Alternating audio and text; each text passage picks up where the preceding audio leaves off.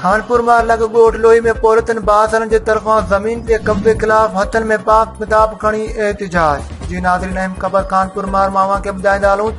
खानपुर मार लग गोट लोई में पौरतन जो बासरन जे तरफा जमीन के कब्जे खिलाफ हथन में पाक किताब खड़ी एहतजाज।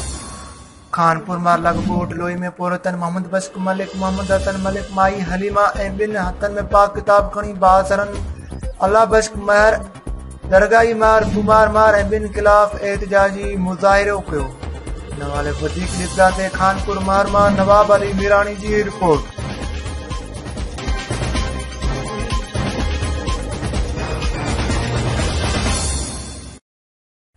छा मसलो आहे मामा? अब मसलो इहो आहे अला बश्क महर दरगाही महर लठियूं कुहाड़ियूं बंदूकां खयूं असांजी ज़मीन ते कब्ज़ो। असां ज़मीन अजकर कोरी खाऊं मुल्क दी असे इन में पंहिंजो ज़बरदस्तां खान हथ सां पैसा ॾेराया त तव्हां वठो, ग़रीब हो घर जी ज़मीन अथव।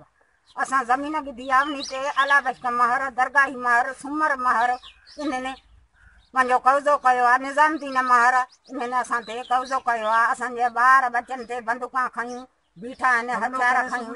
असांखे निंड न उथिया ॿार ईअं बंदूकनि जा टड़ थी वई। भॼी अची अंदरि असां दर ॾेई लिकायासीं, ॿार बचा असां पाण लिकियासीं अंदरि।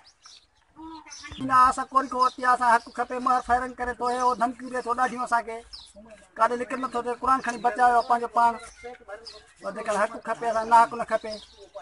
छा मुतालबो अथव? असां हक़ खपे, असां ज़मीन जेको आहे कोन को वरितल आहे, मुल जी वरितल आहे। कहिड़े टाइम मतलब घणो टाइम थियो आहे? टाइम घणो थियो आहे, 10-15 साल थिया।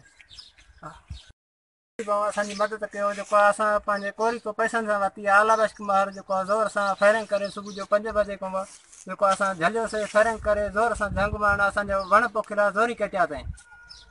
असांजो इहो आहे त असांजी ज़मीन असांजी पंहिंजे पैसनि जी वरितल आहे, असांखे ज़ोर सां खसे थो पियो। हक़ थिए असांजो।